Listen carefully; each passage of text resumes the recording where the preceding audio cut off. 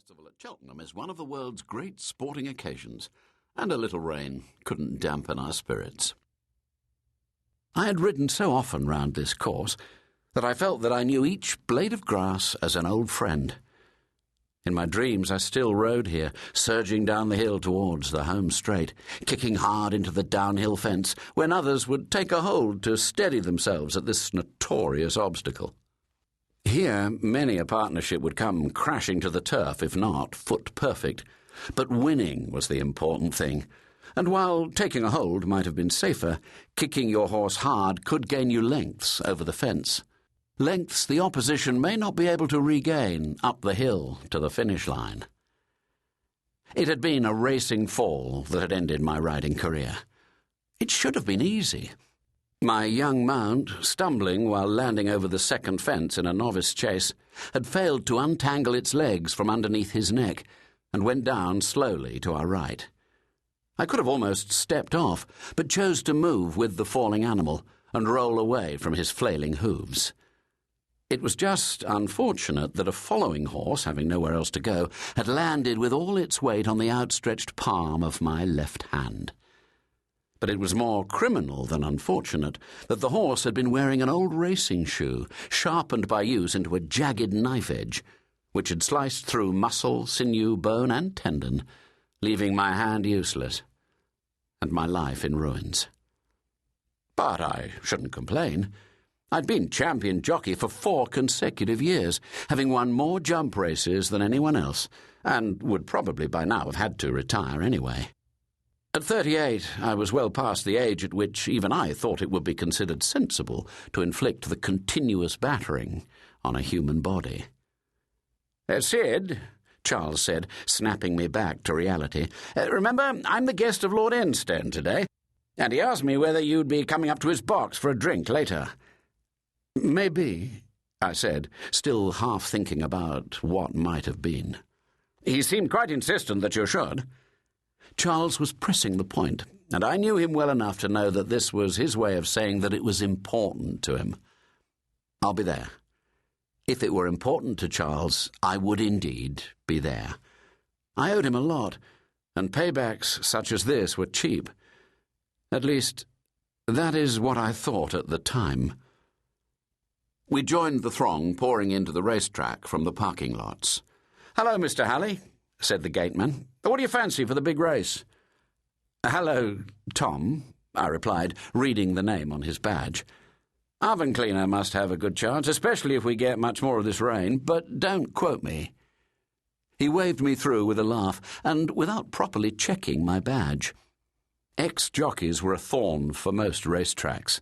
Did they get free entry or not? And for how long after they'd retired? Did it depend on how good they'd been? Why wouldn't they go away and stop being an embarrassment, always carrying on about how much better it had been when they were riding, and that the jumps were getting too easy and hardly worthy of the name? If Tom had studied my badge more closely, he would have seen that, like me, it was getting a bit old and worn. I had simply not returned my jockey's metal badge when forced to retire, and I'd been using it ever since. No one seemed to mind. Charles disappeared with a wave to make his way to the private luncheon boxes high in the grandstand, while I walked unchallenged to the terrace in front of the weighing room next to the parade ring. "Sid Halley." I turned with a smile. "How's the sleuthing business?" Bill Burton, ex-jockey, and now a mid-rank racehorse trainer whose waistline was getting bigger rather more quickly than his bank balance. "Fine, Bill." We shook hands warmly. "Keeping me in mischief. Good, as long as you keep your nose out of my business." He said it with a smile that didn't quite reach his eyes. We had ridden against each other regularly over many seasons, and both of us knew that he had never been totally adverse to a little extra cash for ensuring that his horse didn't get to the finish line first. He would adamantly argue that he would only stop those who had no chance anyway. What crime was there in that? I could read in his face, I thought, that he had probably not changed his ways in moving from the saddle to the saddling box. Shame, I thought. Bill was not a real villain, but rumours were beginning to circulate that he was not fully honest either. As always, it was much easier to get such a reputation than to lose it. Bill couldn't see that he was never going to be the leading trainer, as he'd hoped, not because he didn't have the ability, but because he would not be sent the best horses by the most knowledgeable of owners. "Do you have any runners today?" I asked. "Candlestick in the first and Leaded Light in the fifth, but I wouldn't risk his shirt on either of them." I wasn't sure whether he was warning me that they might not be trying their best. My doubts saddened me. I liked Bill a lot. We'd been good friends and racing adversaries for many years. He seemed to sense that I was looking deeper into his eyes than was prudent, and briskly turned his head away. "Sorry," he said in my ear as he pushed past into the weighing room.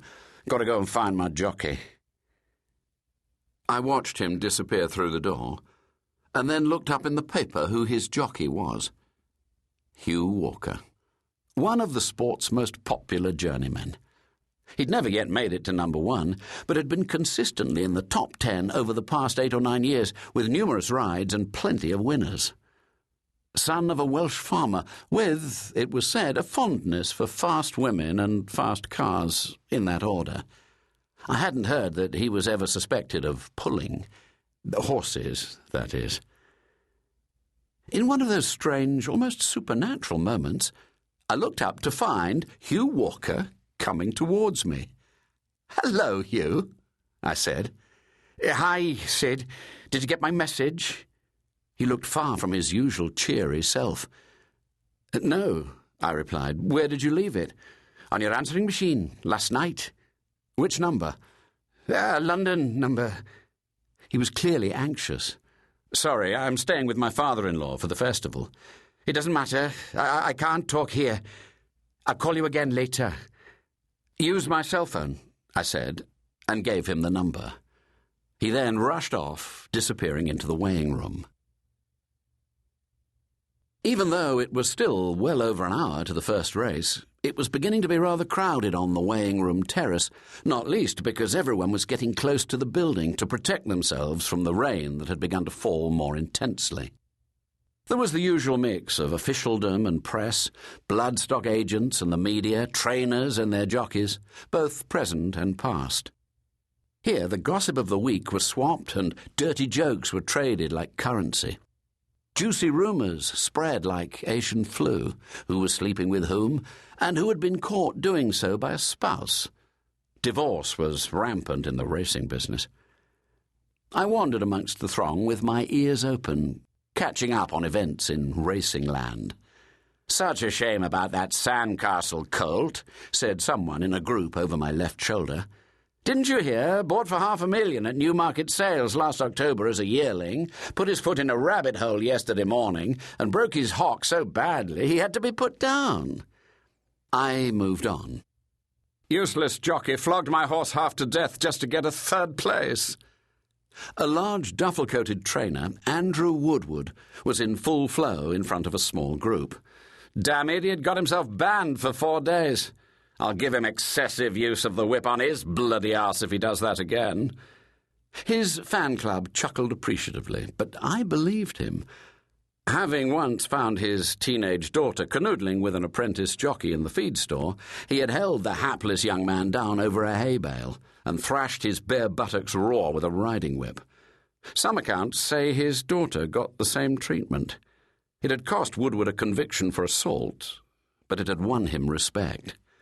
He was a very good trainer, but he had a well-deserved reputation as a hater of all jockeys. Some said that it was simple jealousy. He'd always been too heavy to be a jockey himself. I had ridden for him a few times, and more than once had received the lash of his tongue when results did not pan out as expected. He was not on my Christmas card list. I drifted over nearer to the steps down to the parade ring, where I had spotted someone that I did want to talk to. "Said, may old mucker." Paddy O'Fitch was a fellow ex-jockey, shorter than I by an inch or two, but a walking encyclopedia on racing, especially steeplechasing. He spoke with a coarse Belfast accent, and revelled in all things Irish. But the truth was that he'd been born in Liverpool.